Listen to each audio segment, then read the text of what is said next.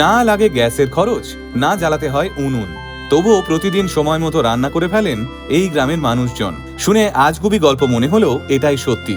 ভারতের লাদাখে অবস্থিত চুমাথাং গ্রামে শতাব্দীর পর শতাব্দী ধরে এমনভাবেই রান্না হয়ে আসছে। লেহ শহর থেকে প্রায় 138 কিলোমিটার দূরে সিন্ধু নদীর ধারের এই গ্রামের টেম্পারেচার সবসময় থাকে মাইনাসে। বরফে ঢাকা ঠান্ডা পাহাড়, আর ঠিক তার মাঝেই নদীর বুক ফুঁড়ে বেরিয়ে আসছে টকবক করা ফুটন্ত গরম জল। গ্রামের মানুষ সেই জলে পাত্র ডুবিয়ে কয়েক মিনিটেই সেদ্ধ করে ফেলেন ডিম। শুধু কি তাই, চাল ডাল থেকে শুরু করে সবজি সবকিছুই কয়েক মিনিটেই সিদ্ধ হয়ে যায় এই জলে। আর এই জল গরম করতে না লাগে গ্যাস বা না লাগে কাঠ। প্রকৃতি এখানে এক জ্বলন্ত অগ্নিকুণ্ড।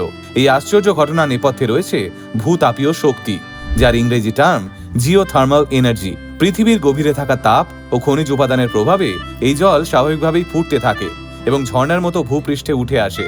এই জল সালফার সমৃদ্ধ হওয়ায় স্থানীয়দের বিশ্বাস এটি চর্মরোগ ও জয়েন্টের ব্যথাতেও আরাম দেয়। একদিকে হিমশীতল লাদাখ, অন্যদিকে নদীর বুক থেকে ওঠা ফুটন্ত জল। চুমাথাং যেন প্রকৃতির তৈরি এক জীবন্ত বিস্ময়। আপনি কি আগে এই গ্রামের কথা জানতেন? কমেন্টে জানাতে ভুলবেন না কিন্তু।